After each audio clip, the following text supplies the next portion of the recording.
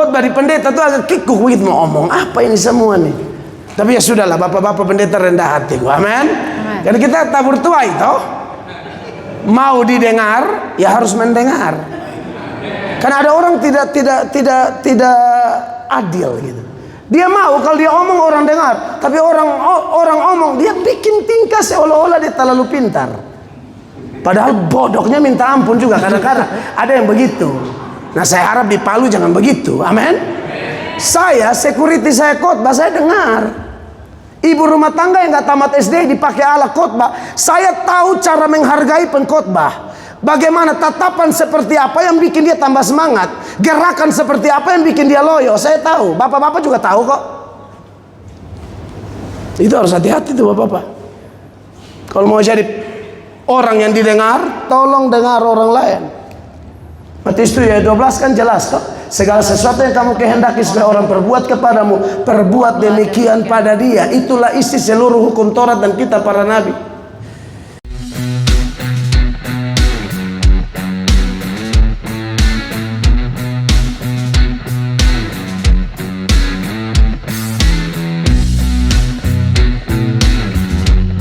Berdoa dan semua yang rindu firman-Nya satu hati kita berkata amin. Silakan duduk Bapak Ibu terkasih. Mic sudah oke atau saya ganti? Kayak nggak ada suara. Cek. Ganti aja.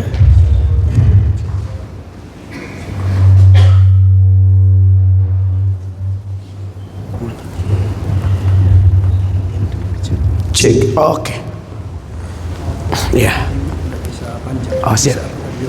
Enggak usah. Nanti beliau baca biasa aja. Baik, puji Tuhan. Salam.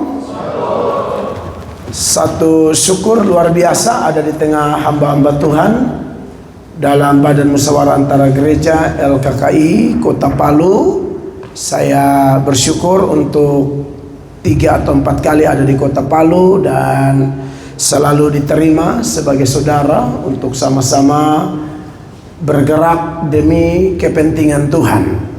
Dan kali ini puji Tuhan dalam Natal bersama di bawah tema nasional yaitu Allah hadir untuk menyelamatkan keluarga. Nah, pembacaan firman Tuhan bagi kita seturut Matius pasalnya yang pertama, ayatnya yang ke 21 sampai ayatnya yang ke 24. Tapi saya memilih untuk membaca ayat 22 dan 23 saja. Demikian bunyi firman Tuhan, Bapak Ibu terkasih. Hal itu terjadi supaya genaplah yang difirmankan Tuhan oleh Nabi. Sesungguhnya anak darah itu akan mengandung dan melahirkan seorang anak laki-laki, dan mereka akan menamakan dia Immanuel, yang berarti Allah menyertai kita. Nah, saudara-saudara yang diberkati oleh Tuhan Yesus Kristus, tadi apa yang disampaikan Bapak Kabit, saya pikir sangat bagus buat kita semua. Dan itu ada kaitan dengan tema Natal Nasional. Dan kalau melihat firman Tuhan yang dipilih menjadi dasar untuk munculnya tema nasional ini, yaitu Matius 1 ayat 21 sampai 24, yang di dalamnya ada 2 ayat yang kita baca tadi. Kita tahu bahwa itu adalah kutipan dari Yesaya pasal 7 ya, ayatnya yang ke-14. Jadi memang kita semua hamba-hamba Tuhan, pendeta-pendeta di sini, kita percaya bahwa memang cara menafsir Alkitab yang benar ini sudah ada dari dulu, yaitu bahwa firman itu akan menjelaskan firman. Kitab yang satu menjelaskan kitab yang lain. Tidak pernah ada ilmu tafsir atau cara menafsir tafsir ayat yang ini lalu menabrak ayat yang lain. Itu hermeneutiknya kacau di situ. Ya, dan saya percaya baik Yesaya maupun Matius dipimpin oleh roh yang sama, yaitu Roh Kudus yang memberi ilhamnya kepada kurang lebih 40 penulis, mulai dari Musa sebagai penulis pertama sampai Yohanes anak Zebedeus sebagai penulis terakhir. Ini memang luar biasa bahwa kebanyakan penulis Alkitab yang 40 itu kebanyakan tidak saling kenal, tetapi tidak ada tulisan-tulisan mereka yang bertabrakan satu dengan yang lain, karena sumbernya satu, yaitu Roh Kudus. Amen. Jadi kalau hari ini seperti Pak Kabit bilang ada tafsiran ini, dogma ini, itu yang ujung-ujungnya memecah belah, itu memang perlu dikritisi ya. Kok bisa doktrin memecah belah? Harusnya doktrin dari sumber yang sama, dari roh yang sama, harusnya mempersatukan, bukan memecah belah. Karena kalau yang satu tafsir begini, yang satu tafsir begitu, suka-sukanya menafsir semau dia, ini bahaya ini. Ya. Alkitab menafsirkan Alkitab. Makanya kalau kita lihat hari lahirnya gereja itu, saya bersyukur mempelajari itu, bahwa gereja pertama itu bukan lahir karena mujizat, Bapak Ibu. Gereja pertama itu lahir karena khotbah Simon Petrus. Ada mujizat banyak, ada tiupan angin keras, ada lidah-lidah api, dan itu dari Tuhan semua loh. Ada glosolalia, ada bahasa-bahasa lidah. Tapi 3 fenomena spektakuler ini tidak melahirkan gereja. Yang melahirkan gereja adalah khotbah Simon Petrus. Ketika dia bangun dan sebagai seorang apologet yang menurut saya sangat murni. Kalau yang sekarang nih saya pertanyakan kemurniannya. Kadang-kadang debat cari koin di TikTok, atau viewers, atau pendapatan dari media sosial. Ya, kita juga butuh uang, tapi kalau motivasi kita begitu bahaya, karena akar segala kejahatan cinta uang, dan oleh cinta uang, buru uang, orang menyimpang dari iman. Mungkin kemasannya kelihatan keren, apologet, pembela iman, tapi ujung-ujung doi. Nah, ini kan repot ya. Tapi kalau Petrus apologet murni, ketika orang-orang di situ melihat orang berbahasa roh dan lain sebagainya, mereka langsung bilang, aduh ini orang-orang mabuk bla bla bla.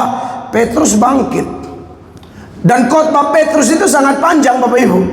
Mulai dari ayat 14 sampai ayat 37. Ayat 37 mereka respon, ayat 38 dia kasih tahu rahasianya, 39 40 dia khotbah panjang lebar lagi. Dan ayat 41, 3.000 orang yang menerima khotbah itu memberi diri dibaptis. Jadi khotbah pertama itu lahir dari gereja pertama itu lahir dari khotbah. Dan menurut saya itu gereja yang sehat. Gereja yang lahir dari pemberitaan firman, gereja yang bertumbuh dari pemberitaan firman, dan gereja yang memberitakan firman. Karena kalau Bapak Ibu lihat ketika gereja berdiaspora di dalam kisah para rasul itu rasul-rasul atas izin Tuhan tinggal di Yerusalem. Tapi yang berdiaspora menyebarkan Injil adalah jemaat.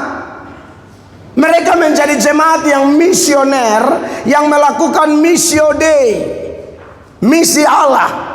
Dan penuaiannya luar biasa, multiplikasinya luar biasa. Dan kenapa itu terjadi? Yaitulah penggenapan janji Tuhan dalam amanat agung. Dia bilang, pergi jadikan sebuah bangsa muridku, baptis mereka dan seterusnya. Dan ketahuilah, aku menyertai kamu senantiasa sampai kesudahan zaman. Nah, ini senada dengan pesan Natal yang ada di dalam ayat Matius 1 ayat 22-23 tadi, yang Matius kutip dari Yesaya. Ada nubuatan yang tergenapi, yaitu tentang Immanuel, Allah menyertai kita. Ini juga membuktikan bahwa memang Allah sedang hadir. Kehadiran Allah menyebabkan Allah menyertai orang-orang pilihannya. Saya percaya sampai hari ini kita sepakat, bukan kita yang memilih Tuhan, tapi Tuhan yang memilih kita. Amin. Supaya kita pergi dan menghasilkan buah, dan buah itu tetap. Saya tidak pernah bayangkan bisa jadi pendeta, bisa jadi hamba Tuhan. Mengingat masa lalu sangat hancur, lahir dari keluarga miskin, papa Katolik, mama Protestan, ibadah Katolik rumah terbuka, ibadah Protestan rumah terbuka. Saking terbukanya sampai-sampai ada majelis gereja tertentu yang waktu itu sangat terikat judi. Majelis tapi sangat kuat bermain porkas. Ada bapak-bapak yang zaman porkas di sini. Porkas punya adik kandung namanya SDSB. Saya dapat loh zaman itu. Majelis ini ajak apa? Main jalangkung, Pak. Jadi ibadah Katolik rumah terbuka, ibadah Protestan rumah terbuka, jalangkung rumah saya lebih terbuka lagi. Ini kisah nyata. Jadi panggil setan, lalu ada spidol bergerak sendiri, tulis 4 angka, mau pasang porkas. Katanya opa saya yang sudah meninggal itu arwahnya keluar dan tulis 4 angka. Pas pasang salah. Oh, kita marah-marah opa di kuburan itu, kasih angka tidak pas. Setelah bertobat, belajar firman, baru tahu, oh orang mati tidak mungkin kembali lagi. Tapi kan dulu gelap gulita, belum diterangi firman. Ya kita percaya-percaya saja opa kembali. Padahal mana ada arwah bisa kembali. Ya. Nah, saudara-saudara, tapi tiba-tiba Tuhan tangkap jadi pendeta, jadi hamba Tuhan, dan sampai hari ini atas seizinnya masih kesana kemari memberitakan firman. Anugerah luar biasa. Amen. Tapi ada godaan. Pas pelayanan sudah berkembang, media sosial berkembang, orang politik datang, goda saya masuk jadi caleg. Saya bilang celaka ini. Akhirnya saya tolak. Sudah dilamar, tidak usah kasih keluar biaya. Mereka secara diam-diam bikin survei dalam konteks Kota Kupang aja nih. Ini partai yang melamar saya. Kalau Bapak mau, menang Pak. Kami sudah survei. Setiap hari kami ketemu 4 orang. Kami tanya, kenal Mel Atok? Ada yang kebanyakan 4 kenal semua. Ada yang kami tanya, dari 4 cuma 1 yang tidak tahu Pak. Jadi hitung-hitungan politik, Pak menang. Orang politik punya hitungan luar biasa. Jadi mau suruh saya jadi caleg partai tertentu. Waktu mereka tawarkan itu di otak saya ingat Yunus kena telan dari ikan. Ini jangan coba-coba ini. Saya tidak mau Bapak Ibu. Sampai mungkin saya masuk kubur pun saya nggak mau. Kalau ada jemaat yang potensial, saya doakan dia biar dia yang jadi caleg. Saya nggak usah lagi. Karena saya tahu Paulus itu mantan anggota Sanhedrin. Paulus bilang itu kelebihan sebagai anggota dewan dulu. Dia anggap sampah karena Kristus. Sekarang pendeta-pendeta tinggalkan kependetaan lalu pilih sampah ini. Maksudnya begini. Saya tidak bilang jadi dewan itu sampah.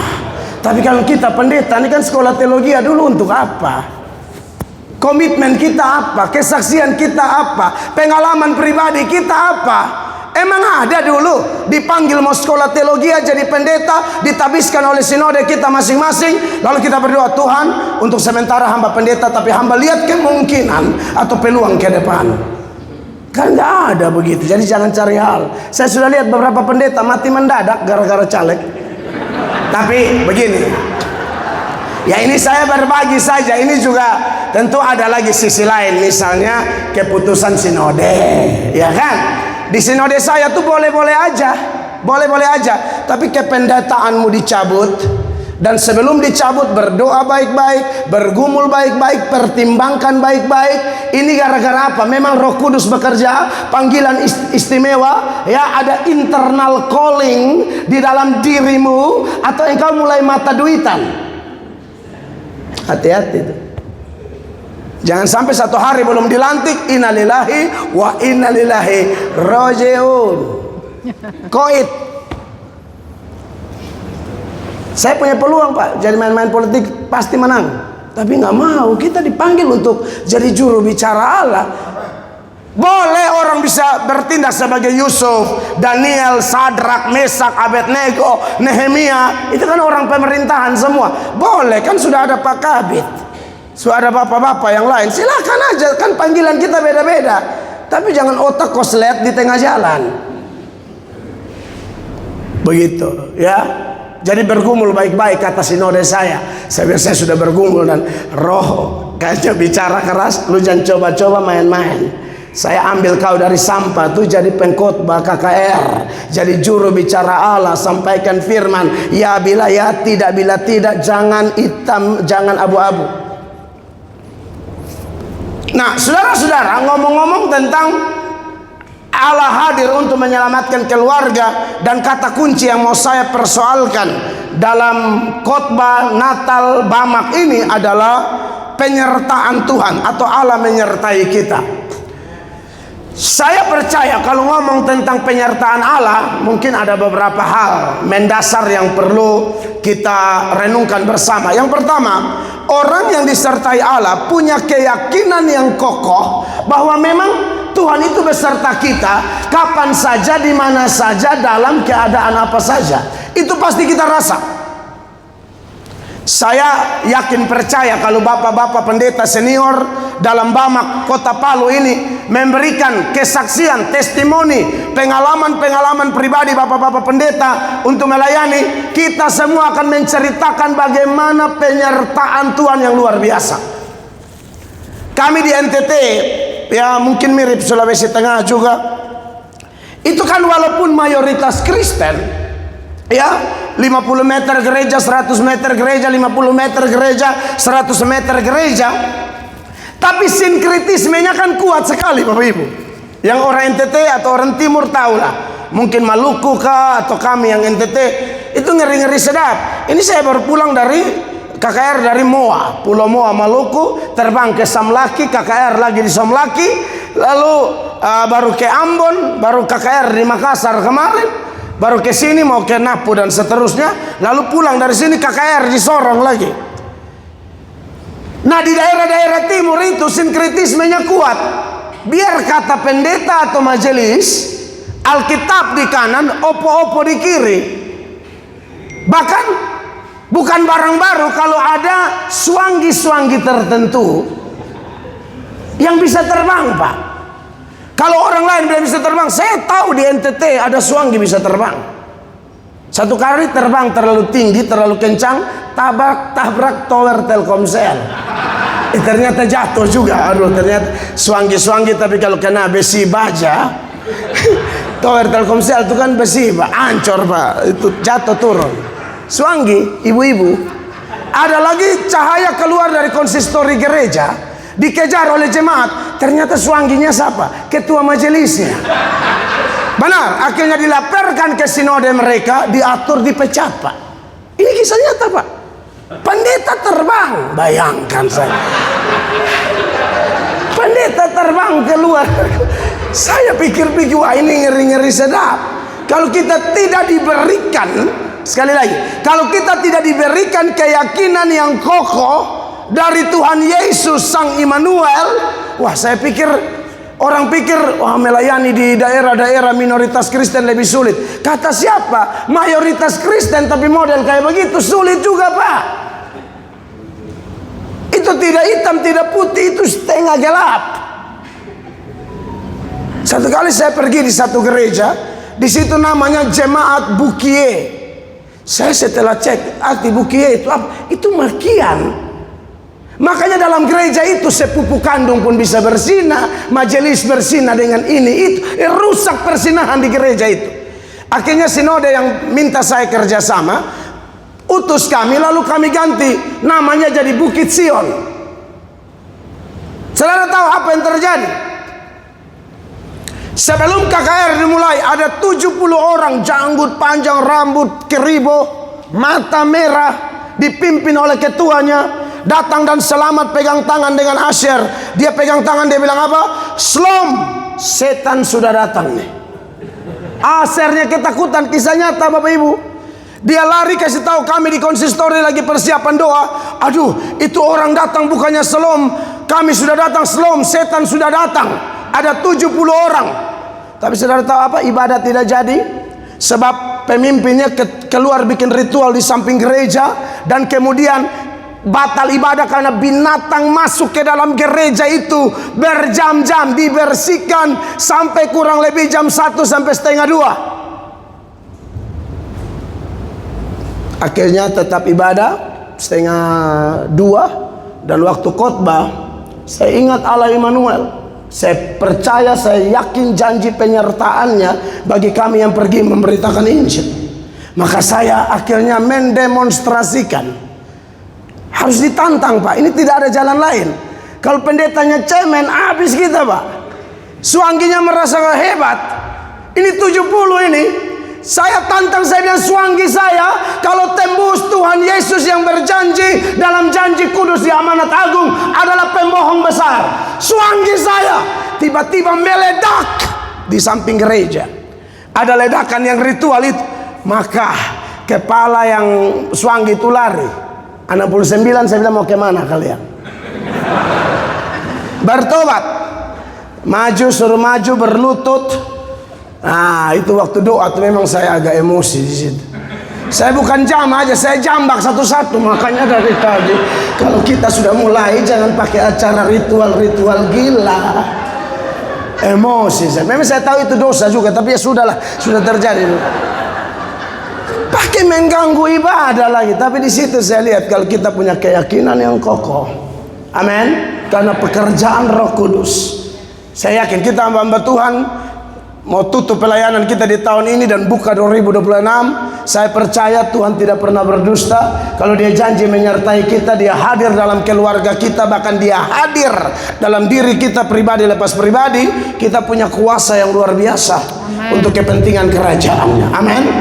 Tapi hal yang kedua yang tidak bisa dihindari adalah kalau kita mengklaim, kita menyatakan sekaligus, aku disertai Tuhan.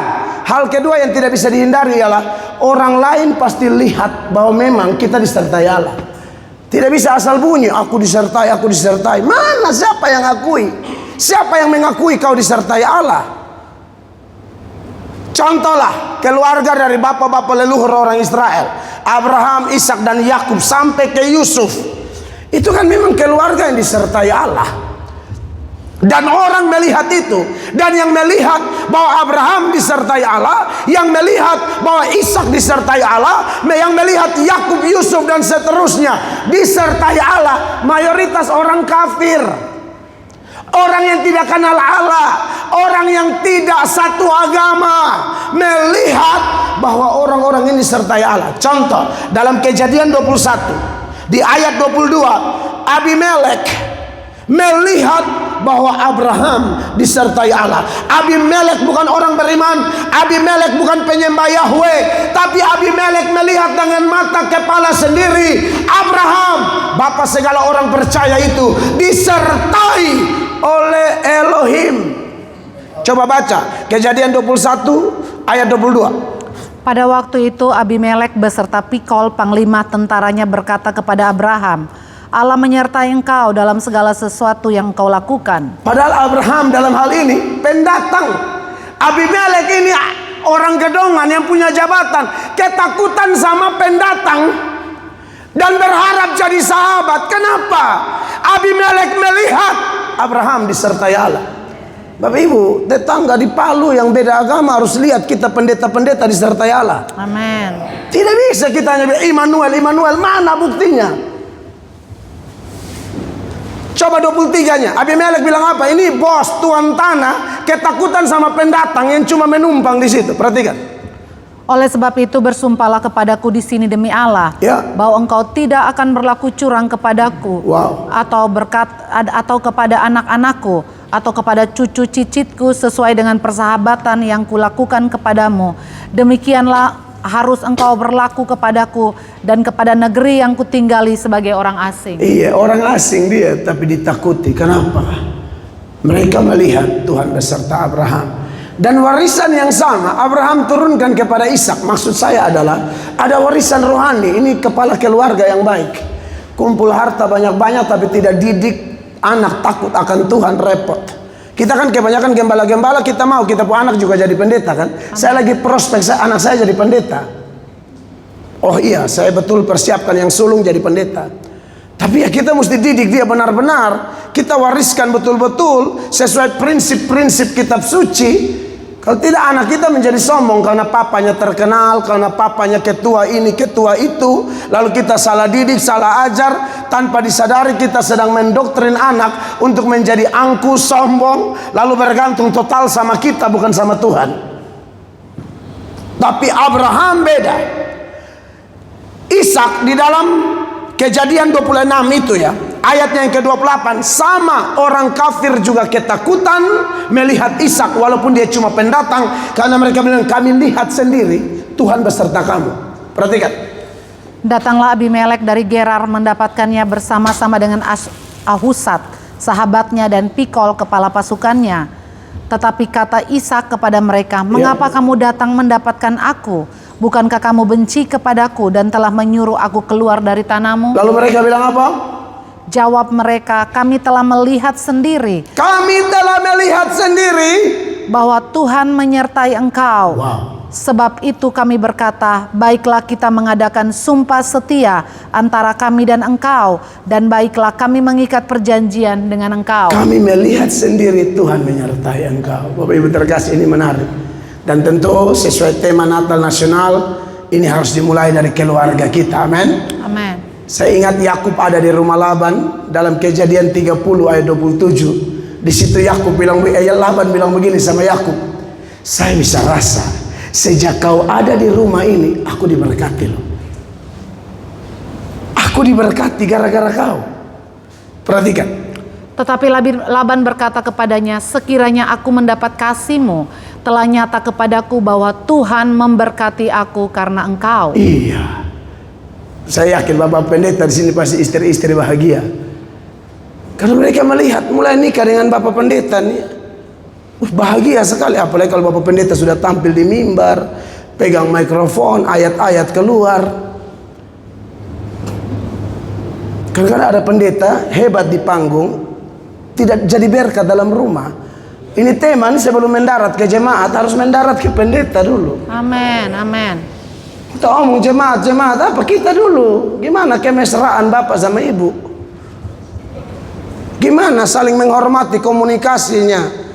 Mau menang sendiri atau prinsip ilmu komunikasi yang baik? Satu omong, satu dengar, bukan dua-dua omong. Apalagi sama-sama hafal ayat. Bapak Kejadian, Mama Titus.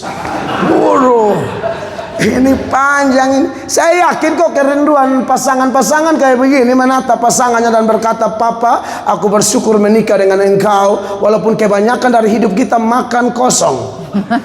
Tapi aku diberkati loh nikah sama kamu. Amin. Lalu suami juga menatap istri, kamu diberkati nikah dengan saya. Iya. Kamu tahu saya sudah pasang ring berapa kali? Itu gara-gara kau. Kau punya mulut itu, radio RRI juga kalah. Kau buka jam 5 pagi, tutup jam 11 malam. Tapi ibu-ibu cerewet begini, sebenarnya kalau dikuduskan, oh keren ini. Benar Pak? Ini karunia doa peperangan. Orang cerewet itu kan butuh di doa peperangan, tengking setan dari pagi sampai sore. Dan juga kalau dikasih karunia bahasa roh, lincah ini. Daripada omong tidak jelas. Saya kawan pendeta bersaksi, dan kesaksiannya sudah diumum, tapi saya tetap tidak bisa sebut nama. Dia khotbah di umum, jadi dia lagi khotbah. Tahu toh kalau pendeta karismatik Pentakosta, bapak-bapak, waduh, no teks, pegang mikrofon tuh tuntang seng habis-habis. Sampai orang bingung-bingung, ini orang luar biasa. Khotbah, gerakan tangan seperti pahlawan bertopeng, sebentar tangan ke sini, sebentar tangan ke sana. Semua jemaat, amin, haleluya, amin, haleluya. Istrinya tiba-tiba berdiri dari belakang. Wih, itu heboh satu gereja. Istrinya berdiri dan bilang apa? Hei, diam, penipu, penipu kau, diam. Tiba-tiba itu ibadah sening, istrinya bilang, kau penipu, khotbah hebat. Kau lihat saya punya rahang ini hampir patah, kau yang hantam. Ternyata ini bukan dipimpin Roh Kudus, Roh Manny Pacquiao. Ini hobi uppercut. Bahaya ini Bapak Pendeta. Dia seperti singa di mimbar, di rumah bukan singa lagi, singa punya nenek moyang. Jahat sekali pendeta ini. Jadi kalau omong Allah hadir dalam keluarga, karena ini adalah badan musyawarah antara gereja yang hadir para gembala, saya harap Tuhan hadir di kehidupan para gembala. Ya, anak-anak kita tidak pergi bercurhat dengan orang lain, karena papanya tempat curhat terbaik. Amen. Papanya bukan cuma papa yang diktator atau papa yang kelihatan kayak monster, tapi papa yang memang betul-betul teman, sahabat. Anak saya baru 15 tahun sudah mulai suka perempuan. Dia curhat, bapak, beta nih suka yang ini. Tenang, lu tahan. Iya, kita omong. Tenang, bapak juga lihat dia memang bagus, cuma agak sedikit cakadidi. Kalau yang anak saya sukanya agak suka kayak babanting diri gitu loh. Saya bilang, yang begini nih kalau pimpin gereja bubar saya. Jadi, karena gereja maju ini bukan cuma bapak gembala, ibu gembalanya siapa? Kalau ibu gembala terlalu kayak ikan lele karena minyak panas, nah itu bahaya. Kayak tidak bisa diam gitu loh. Masalahnya lu, ini papa prospek jadi pendeta sayang. Yang dampingi you mesti betul-betul perempuan rendah hati, berwibawa, kayak Esther, kayak Ruth, kayak Elizabeth, kayak Ibu Maria. Lu jangan bawa yang istri Ayub atau istri Lot. Waduh, itu parah, itu muka do itu. Dapat istri begini nih serangan jantung so pasti saya. Jadi dia sharing gitu loh, kalau yang ini gimana pak? Oke lah, lu tahan-tahan sedikit. Lu baru 15 tahun, coba lihat-lihat boleh, didoakan. Ya, lu carilah kayak mama lu gitu loh. Oh iya dong, kan kau lihat sendiri kau punya mama kayak apa dengan papa. Lu cari kayak mama. Lu jangan cari kayak Buntiana di luar. Cari kayak mama.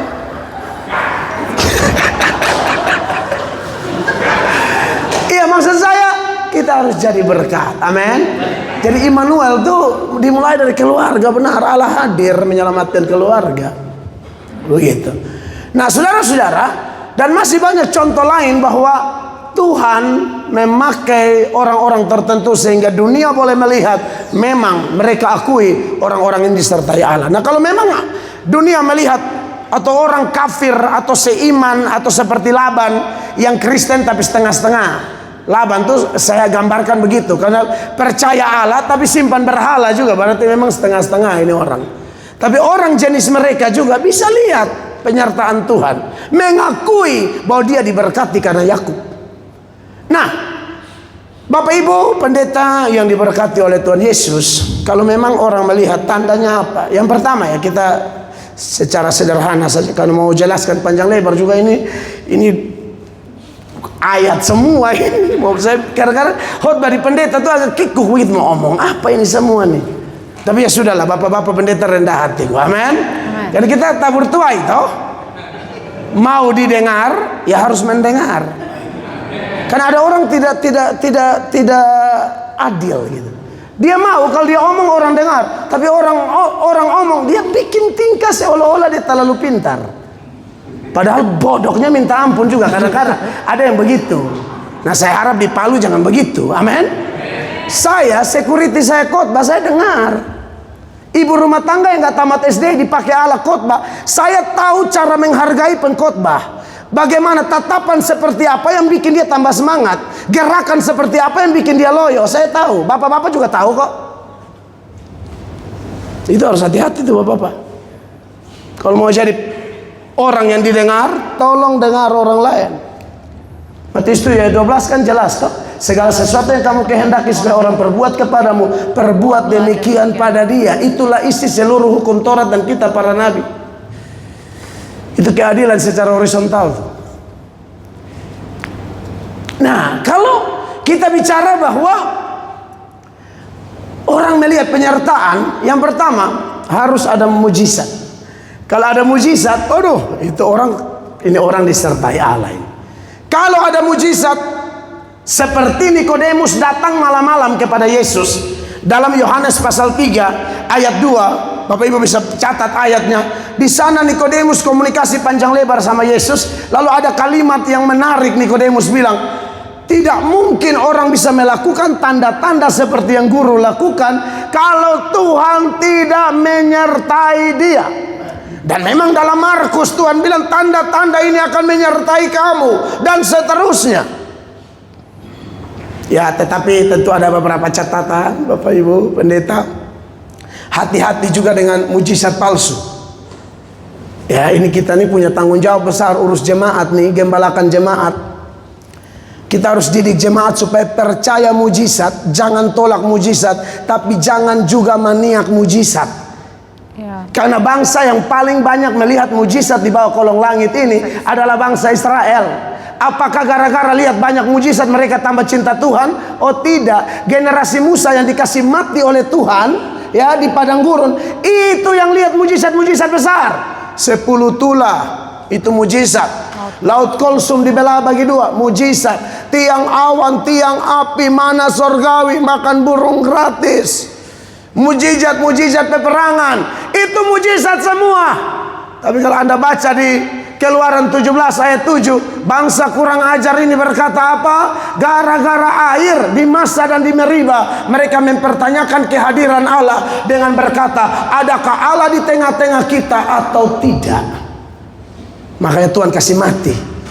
Yesus juga mengecam Korasim, Betsaida, Kapernaum. Di dalam Matius 11 ayat 20 sampai 24, Yesus mengecam mereka. Kenapa? Karena di tempat-tempat itu paling banyak terjadi mujizat, tapi tidak bertobat.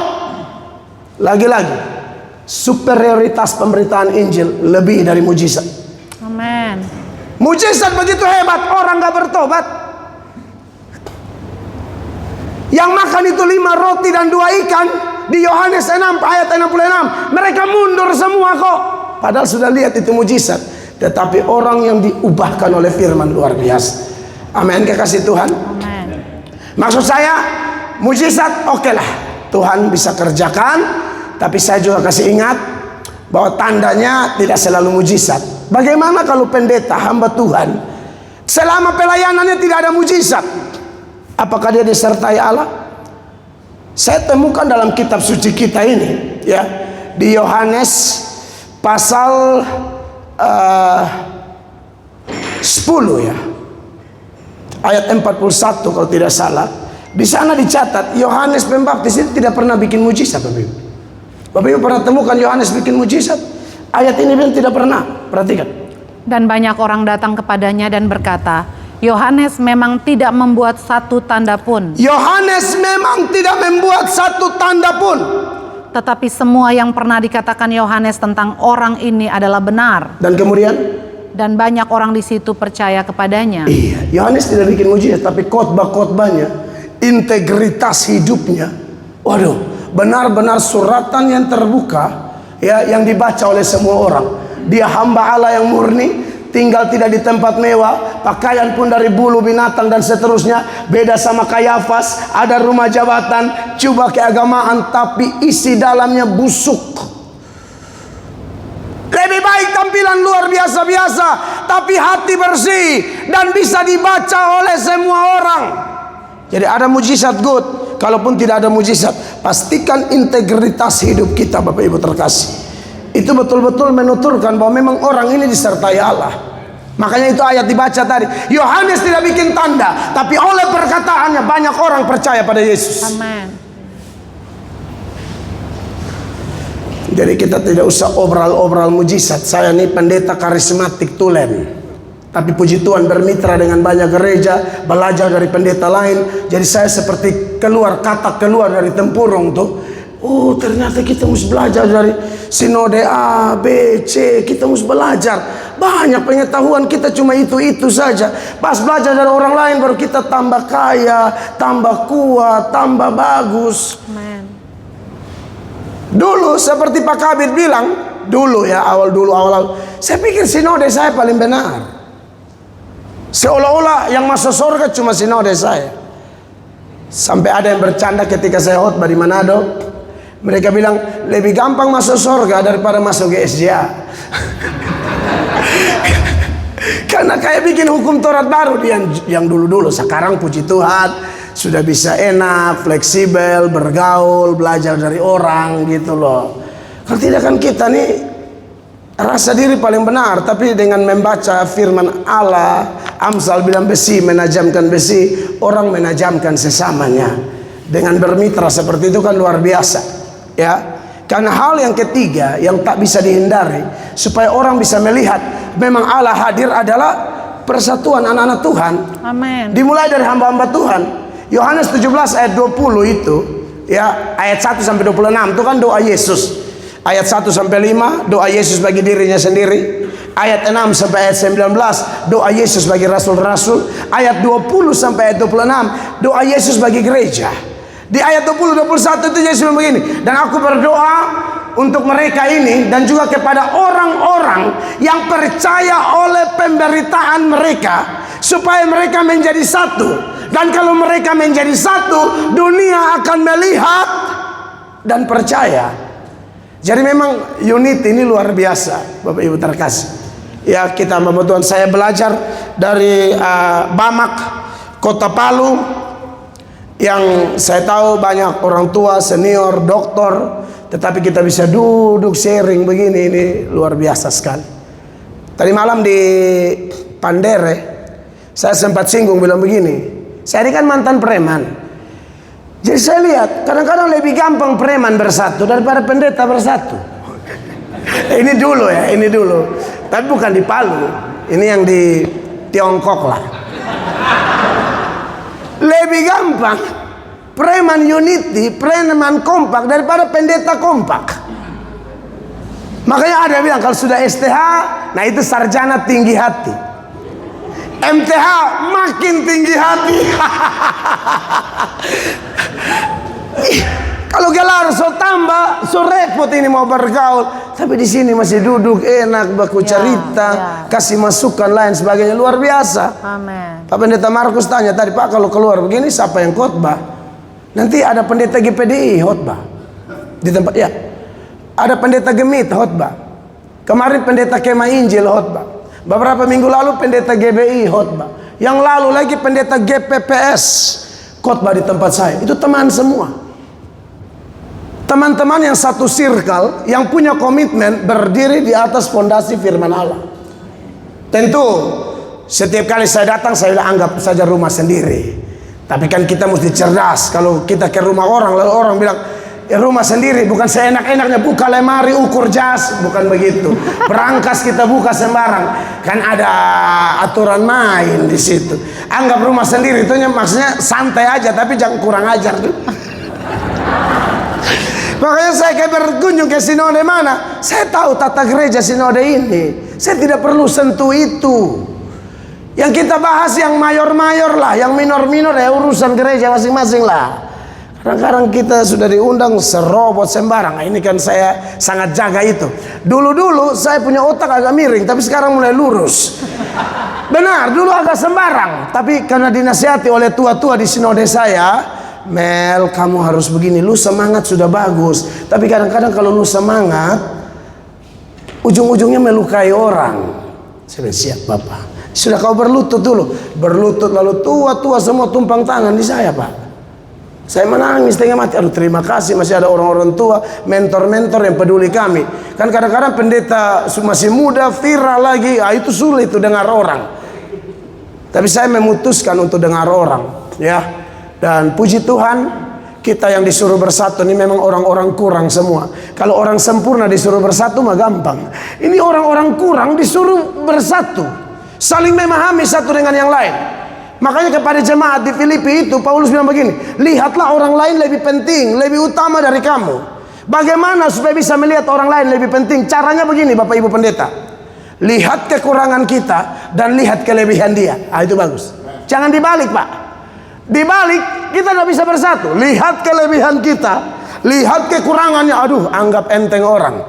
Tapi kalau lihat kekurangan kita, lalu lihat kelebihan teman kita, itu kita bisa kompak. Amen. Saya akan butuh dia, saya akan perlu dia, saya akan butuh GPDI, saya akan butuh GBI, saya akan butuh GKST, saya akan butuh. Karena tidak mungkin satu gereja itu paling sempurna. Kan Paulus bilang kamu telinga, mata, jari, tangan, bukan kau kepala. Makanya Pak Kabit bilang bendera organisasi tidak boleh lebih tinggi dari panji Kristus. Amin. Yang berikut lagi, pendeta semua, jadi kadang-kadang poin lari-lari. Saya percaya bahwa orang disertai Allah, dunia akan melihat bahwa kita berhasil. Di dalam 1 Samuel 18 ayatnya yang ke-14, ini yang membuat Saul takut sama Daud. Karena mereka lihat Tuhan menyertai Daud dan Tuhan membuat Daud berhasil. Saudara-saudara, perhatikan. 1 Samuel 1 Samuel 18 ayat 14. Ya. Jadi orang melihat ada keberhasilan di dalam hidup kita. Daud berhasil di segala perjalanannya sebab Tuhan menyertai dia. Amin. Penyertaan Tuhan tandanya orang berhasil. Ini juga yang Potifar lihat dalam Yusuf. Potifar melihat ada keberhasilan, dia kerja apa aja berhasil. Tapi tentu Bapak Ibu terkasih, berhasil menurut Tuhan ini kan beda dengan berhasil menurut kita ya. Apalagi kalau mau teladani Yusuf sama Daud. Itu berhasilnya tapi prosesnya gila. Yusuf terpisah dari orang tua umur 17 tahun, diangkat Tuhan usia 30 tahun. Jadi orang nomor 2 di Mesir. Ada 13 tahun Tuhan proses. Saya percaya proses yang Tuhan kerjakan pada gereja kita masing-masing telah memunculkan keberhasilan-keberhasilan yang menjadi kesaksian. Jadi keberhasilan kita adalah keberhasilan dengan proses pemurnian yang luar biasa yang dikerjakan oleh Allah. Saya percaya melalui pertemuan ini, renungan firman Allah yang sederhana ini kiranya menolong kita supaya dengan tema Natal Allah hadir, Allah menyertai kita, kita menjadi saksi Kristus yang membawa banyak jiwa dari gelap kepada terang yang ajaib. Saya selesai. Tuhan Yesus memberkati. Beri tepuk tangan yang meriah bagi Tuhan Yesus. Mari kita berdiri bersama-sama. Bapak Ibu terkasih, kita berdoa bersyukur buat firman. Kita doa, Tuhan, hamba mengucap syukur dengan